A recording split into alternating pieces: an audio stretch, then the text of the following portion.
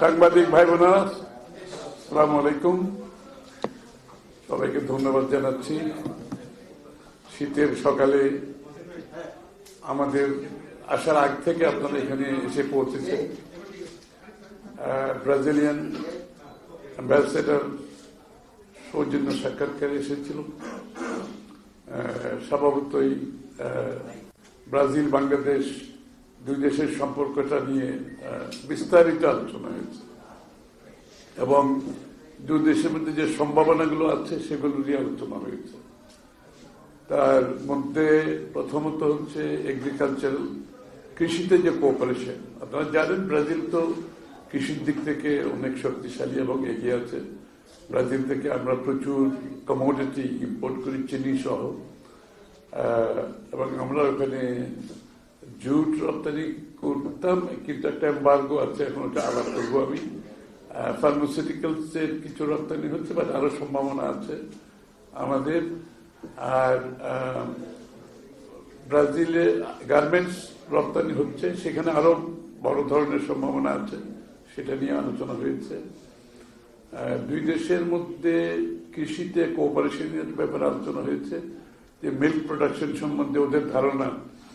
বাংলাদেশের প্রতিটি গরুতে যে এখন দুধ দিচ্ছে সেটা অনেক কম, এটা বাংলাদেশের অনেক সুযোগ আছে, সেখানে তারা কোঅপারেট করতে রাজি আছে।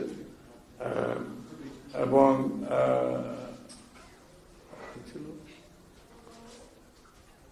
আর খেলাধুলার স্পোর্টসের ব্যাপারে, এটা নিশ্চয়ই আপনারা সবাই ইন্টারেস্টেড।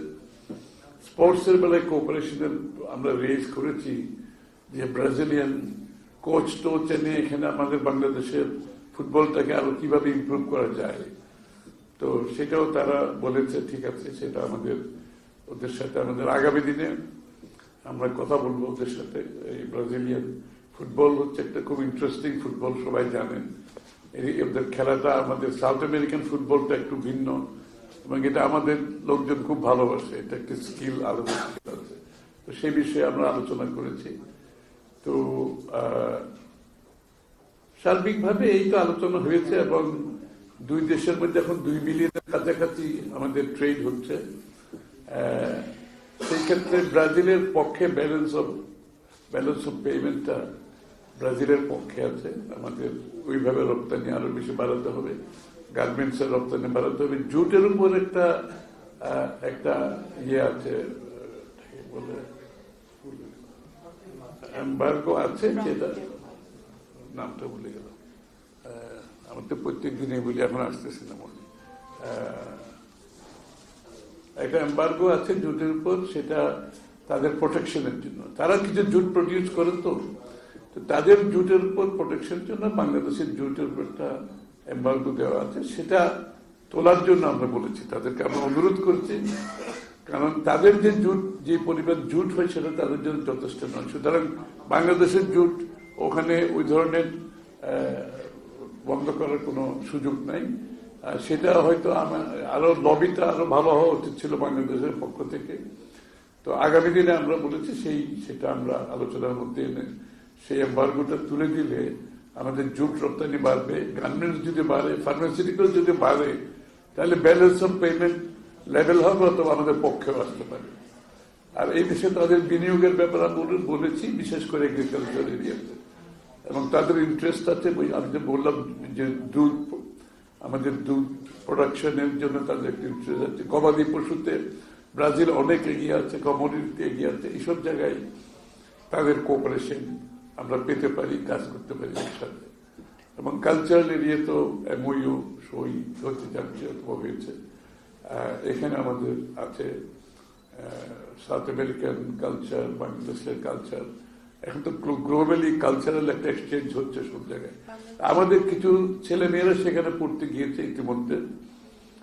সেটাও মেবি এগ্রিকালচার এরিয়াতে যদি সেই এডুকেশন গুলো আমরা দিতে পারি, তাহলে তারা ফেরত এসে আমাদের এগ্রিকালচার সেক্টরে কন্ট্রিবিউট করতে পারে। এই তো ভাবতে কিছু নাই।